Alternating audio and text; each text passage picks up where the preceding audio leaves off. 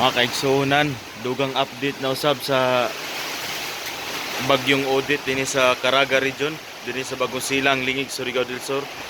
So nagkakusog ang hangin. So nilapas lang ang 20 minutos o wala pa nag 20 minutos sa alas 6 sa buntag. Kusog na kaayo ang hangin mga kaigsunan. Mo na oh. So wala namin diri natulog sa taas, wala namin nagpundo diri sa taas. Dito namin sa silong nagpundo, amo lang gibiyaan ang among kwarto. Nara. Ni anam-anam gyud kusog. Agoy. Hangin na gyud. So ang hangin gikan sa muragikan sa north or sa west ba ni? West ba siguro ni? Muragikan sa west ang hangin mga kaibigan.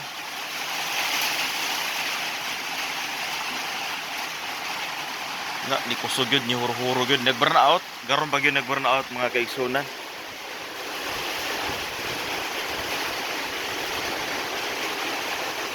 Grabe ang hapak sa hangin.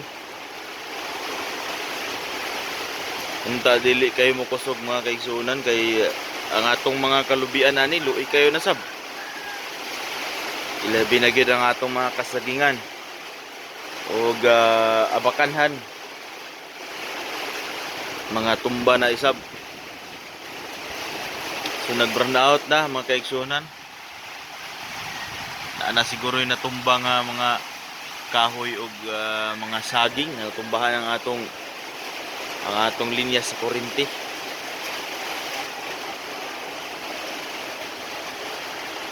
So mao na ni karon. Na kusog na hangin. Kusog na nga hangin no. Gahuro-huro na ang hangin mga kaigsunan.